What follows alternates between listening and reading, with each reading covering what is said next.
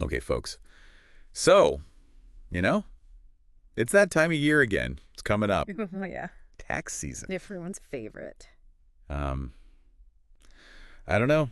Do people actually have it circled on their calendar like, yay, it's tax season? Some people. Some people do. Yeah, if they're getting a big return. That's true. That's true. Hmm. Okay. So I think the goal today though is to really just try to help people, get through it Right. with as little pain as possible. As painlessly as possible. And we're working off this source document Uh-huh. titled "Preparing a Tax Return Requires a Few Key Pieces of Information and Documentation." Yeah. So, I mean, that's kind of like It is what it is. it is what it is. It's Yeah. very straightforward, but I think a lot of people feel like they need to be reminded of this every year. Absolutely. So we're going to do our best to just go through it and help people. Maybe they can be listening to this Right. while they're putting their information together. So we're talking about things like identification numbers and Hmm. and income information and deductions, credits, healthcare coverage. Hmm. So we're going to go through sort of the main things that people need to have Yeah. to do their taxes. And Mhm. and you might be surprised, like what counts as income these days, or Sure. what deductions you might be overlooking. Definitely. Yeah, being prepared ahead of time is, I think, probably the best thing that anyone can do to make this process as smooth as possible. Right. Because it can be overwhelming if you wait till the last minute and you're like, oh my gosh, I need, this form and where is it? But if you kind of know what you need beforehand, you can gather it, as you go. I kind of think of it like a puzzle. You need all the pieces, to put it together. So if you have all those pieces together ahead of time, then it just goes smoothly. I love that analogy. Yeah. You're putting the puzzle together. So let's start with those basic pieces then. The identification numbers. Right. It sounds basic, like I said, Yeah. but is there more to it? Yeah, having accurate social security numbers or taxpayer identification numbers for everyone that's on your return, so you, your spouse, any dependents, that's really important Okay. because those are the numbers the IRS uses to kind of match everything up and make sure it's going to the right place and avoiding any delays in processing.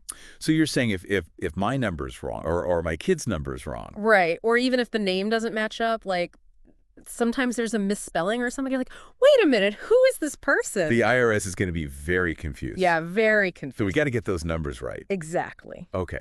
So, all right. So let's move beyond the basics. Like a lot of people, probably are familiar with, W-2 forms Right. from their employers and stuff. But what about like income that's not so, straightforward? Yeah, so that's where those 1099s come in. And those are used for like freelance work, investments, prizes, things like that. And with more and more people kind of going the self-employment route and side hustles and things like that, those are really important to keep track of. Right. I feel like I've gotten more 1099s lately just because, I do a lot of different Right. little jobs here and there. So, Yeah, and a lot of people don't realize, what actually constitutes as income. yeah. Yeah. What are some of have you seen any like particularly weird ones or anything? Well, cryptocurrency is a big one Okay. that people may not realize. If you've sold or traded any cryptocurrency, you might get a 1099 pay, and that's going to report those transactions to the IRS. Really? Yeah, so it's kind of a newer thing. I had no idea. Yeah, and it can be kind of confusing because Yeah. the regulations are still kind of evolving and changing, so it's good to stay up to date on that. So you're saying if I buy like a pizza with Bitcoin. Well, if you buy a pizza, it's not so much buying, it's if you've sold or traded. Oh. Like if you've, made a profit or something, then you might be getting a 1099K. Okay, wow.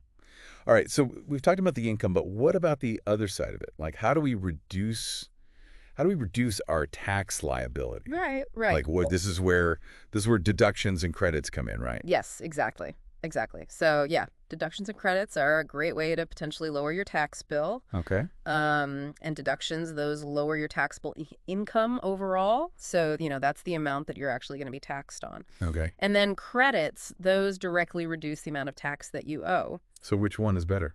It kind of depends. So a tax credit, that's usually more advantageous because it's a dollar for dollar reduction Right. of your tax liability. But, a large deduction could potentially push you into a lower tax bracket. Oh, okay. So that could save you even more money in the long run. I see. So it's not just about the amount. Right. It's about it's like a strategy. It is, yeah. Yeah. Cool. So are there any deductions, like are there any, common ones that people maybe overlook? Yeah, for sure. One that a lot of people, especially like younger people early in their career, overlook is the student loan interest deduction. Oh, yeah. So if you're paying interest on student loans, you can deduct up to a certain amount of that. Oh, that's a good reminder. I need to look into that. Yeah. Okay, so what about healthcare? Healthcare. What do we need as far as documentation?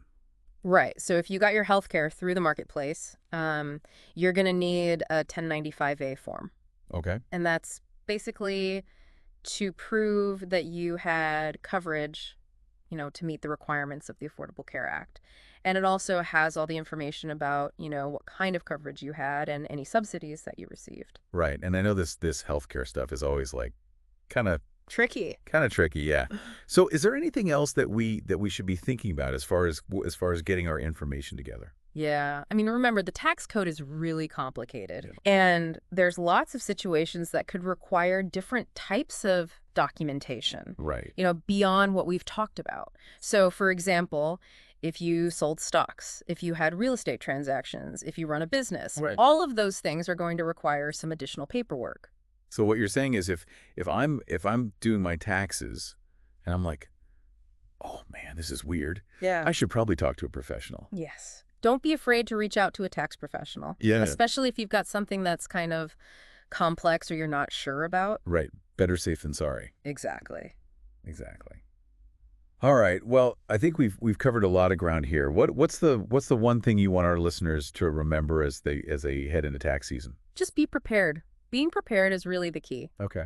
The more information you have, the smoother the process will be. Right. And don't panic. Don't panic. Just breathe. It's going to be okay. It's going to be okay. It comes every year. It comes every year. Mm-hmm. Being informed is half the battle, right? Yeah. All right. Well, thank you for joining us on this deep dive into tax returns. Absolutely. Thanks for having me. And we'll see you next time. See you next time.